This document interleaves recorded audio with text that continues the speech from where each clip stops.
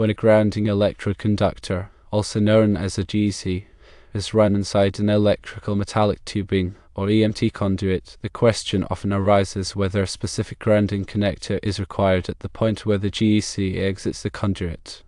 According to established electrical codes and practices, the general consensus is no, a grounding connector is not explicitly required in this scenario.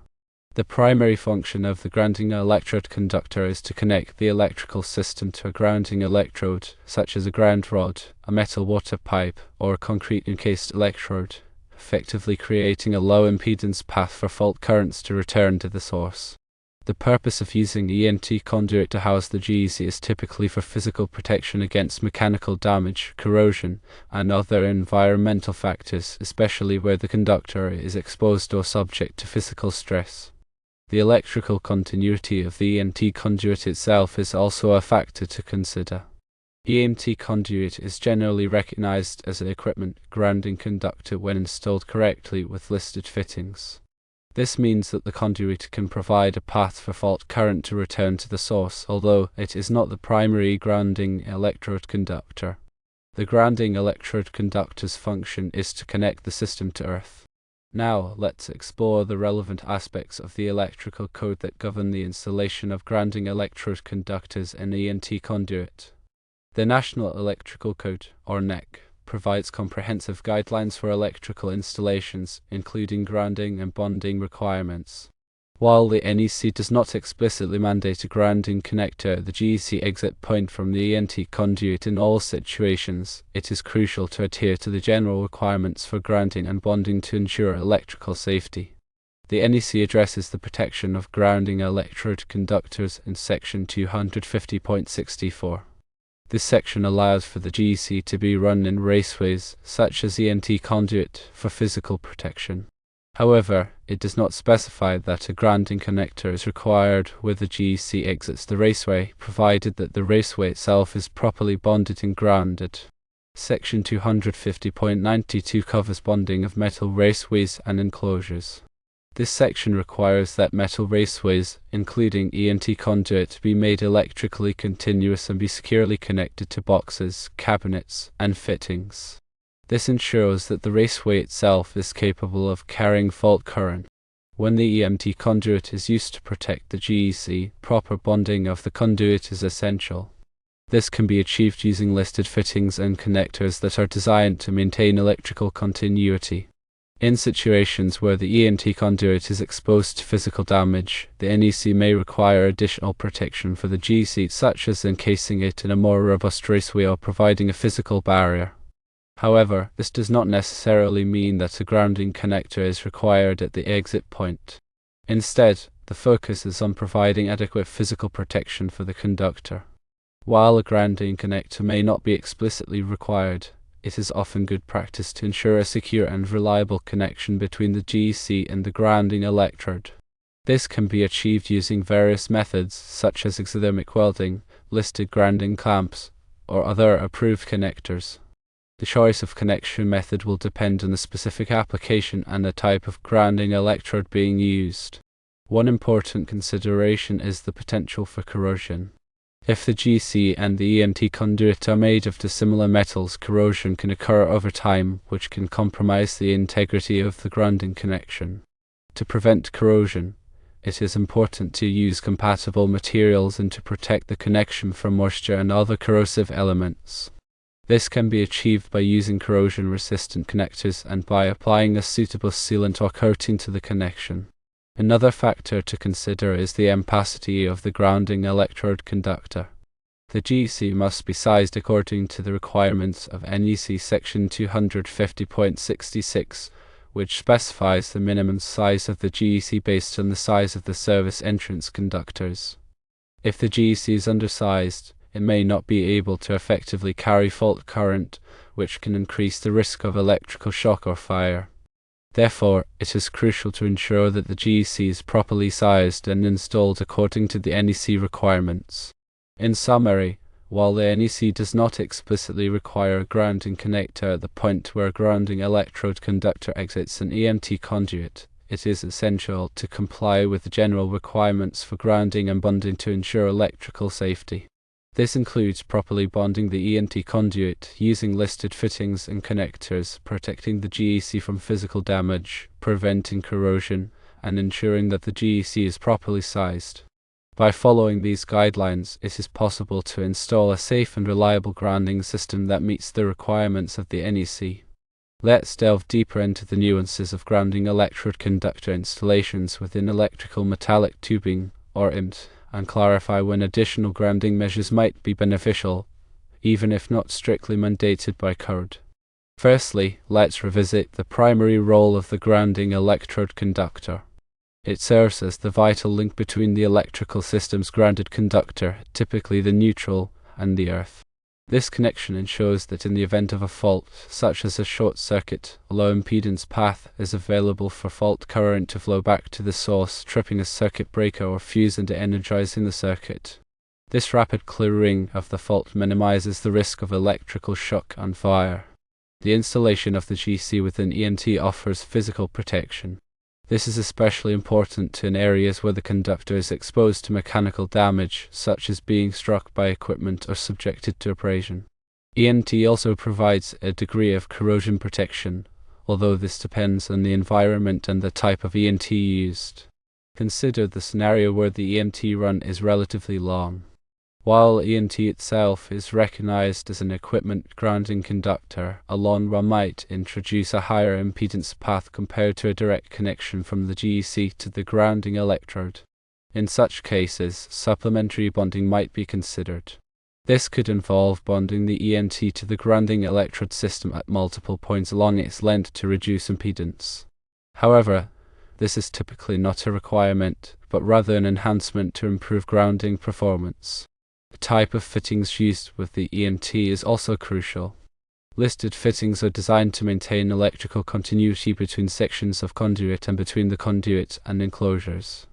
These fittings typically employ a mechanical connection that ensures reliable electrical contact. When using non-listed fittings, there is a greater risk of poor electrical continuity, which could compromise the effectiveness of the grounding system. In such cases, supplementary bonding might be necessary to ensure a low impedance path for fault current. Another consideration is the environment in which the EMT is installed. In corrosive environments, such as those found in industrial settings or near coastal areas, the EMT and its fittings are more susceptible to corrosion. Corrosion can increase the impedance of the grounding path, reducing its effectiveness. In these situations, it is important to use corrosion-resistant materials and to take steps to protect the EMT from corrosion. This might involve using coated EMT, such as galvanized or PVC-coated conduit, and using corrosion-resistant fittings. Additionally, it may be beneficial to apply a sealant or coating to the connections to prevent moisture and other corrosive elements from entering the conduit. Now, let's address the specific question of whether a grounding connector is needed at the point where the GEC exits the EMT. As previously stated, the NEC does not explicitly require a grounding connector in this situation. However, there are certain circumstances where it might be advisable to use one. Firstly, if the connection between the EMT and the grounding electrode is not secure or reliable, a grounding connector can provide a more positive connection. This is especially important if the EMT is subject to vibration or other mechanical stresses that could loosen the connection. Secondly, if the EMT is made of a different metal than the grounding electrode, a grounding connector can help to prevent corrosion. As previously mentioned, corrosion can occur when dissimilar metals are in contact, especially in the presence of moisture. A grounding connector made of a compatible metal can provide a barrier between the EMT and the grounding electrode, preventing corrosion. Thirdly, a grounding connector can provide a convenient point for testing the grounding system. By measuring the resistance between the grounding connector and the grounding electrode, it is possible to verify that the grounding system is functioning properly. This can be a valuable tool for troubleshooting grounding problems. While a grounding connector may not be strictly required by the NEC, it can offer several benefits in certain situations. It is important to carefully consider the specific circumstances of each installation and to determine whether a grounding connector is necessary to ensure a safe and reliable grounding system. In summary, while the general answer remains that a grounding connector is not explicitly mandated when a grounding electrode conductor exits EMT conduit. Several factors influence the best practice approach. These include the length of the EMT run, the type of fittings used, the environmental conditions, and the need for a secure and reliable connection. Consulting the NEC and local electrical codes along with considering these factors will help ensure a safe and effective grounding system. Let's further refine our understanding of grounding electrode conductor, or GEC, installations within electrical metallic tubing, or EMT, by examining specific code references and practical scenarios. While a grounding connector might not be universally required where the GEC exits the EMT, understanding the nuances of the National Electrical Code, or NEC, is crucial for ensuring compliance and safety. Firstly, let's pinpoint relevant sections within the NEC. Section 250.64 addresses the protection of grounding electrode conductors and allows for the use of raceways like EMT for physical protection.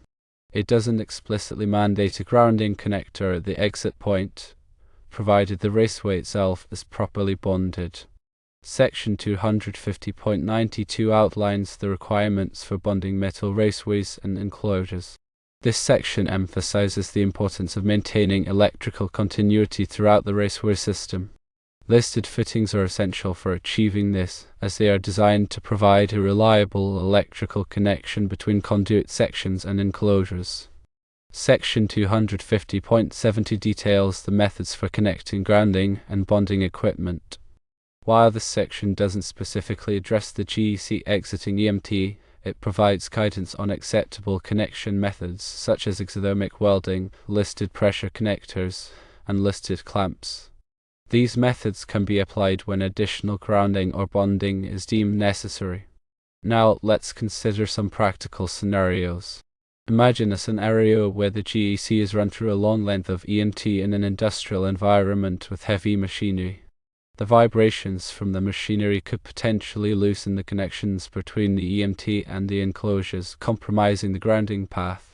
In this case, a grounding connector at the GEC exit point, securely bonded to the grounding electrode, could provide an extra layer of protection. Another scenario involves a corrosive environment, such as a chemical plant or a coastal area. The EMT and its fittings are susceptible to corrosion, which can increase the impedance of the grounding path. In this situation, using corrosion-resistant EMT in fittings is essential. Additionally, a grounding connector made of a compatible material can help prevent galvanic corrosion between the EMT and the grounding electrode. Consider a situation where the grounding electrode is a ground rod driven into the earth. The connection between the GEC and the ground rod is typically made using a listed grounding clamp. If the EMT run terminates near the ground rod, a grounding connector can be used to provide a secure and reliable connection between the EMT, the GEC, and the grounding clamp. This can help to ensure that the grounding system is functioning properly. Let's discuss the concept of impedance in grounding systems. Impedance is the total opposition to current flow in an alternating current or AC circuit. It includes resistance, which is the opposition to current flow in a direct current or DC circuit, as well as reactance, which is the opposition to current flow due to inductance and capacitance. A low impedance grounding path is essential for ensuring that fault current can quickly and effectively return to the source, tripping a circuit breaker or fuse. High impedance grounding paths can limit the flow of fault current, increasing the risk of electrical shock and fire. When installing a GEC in EMT, it is important to minimize the impedance of the grounding path. This can be achieved by using short lengths of EMT, using listed fittings, and ensuring that all connections are tight and corrosion-free.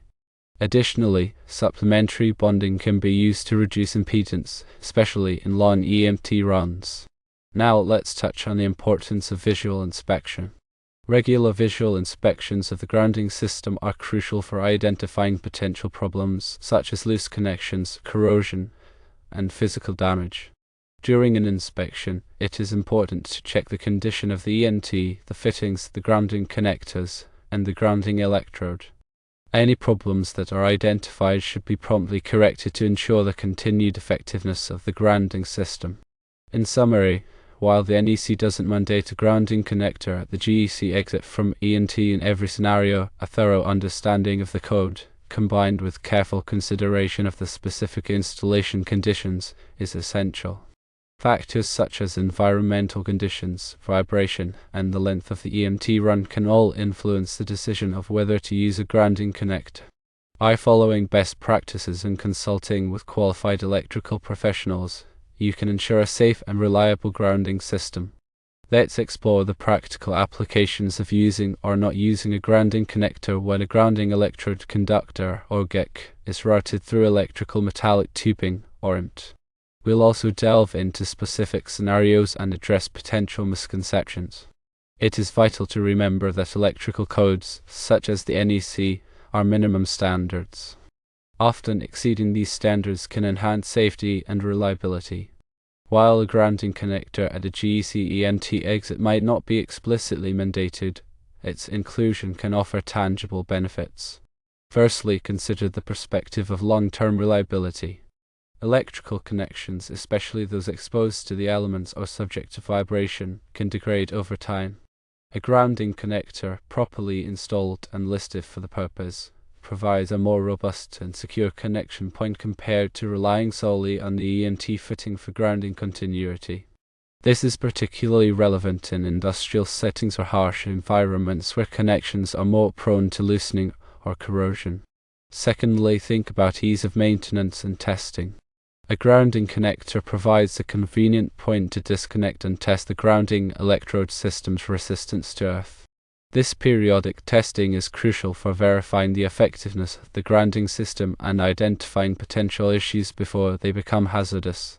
Without a dedicated connector, testing can be more cumbersome and may require disrupting the EMT system. Thirdly, let's address the misconception that EMT automatically guarantees perfect grounding. While EMT, when properly installed with listed fittings, is recognized as an equipment grounding conductor, its effectiveness can be compromised by several factors. These include loose fittings, corrosion, and long conduit runs that increase impedance. Relying solely on EMT for the GEC connection introduces a single point of failure. If the EMT connection degrades, the grounding electrode system is effectively disconnected. A dedicated grounding connector provides redundancy, ensuring a continuous grounding path even if the EMT connection is compromised. Now let's examine some specific scenarios where a grounding connector is highly recommended, even if not strictly required. Scenario 1 involves buried EMT. When EMT is buried, it is more susceptible to corrosion.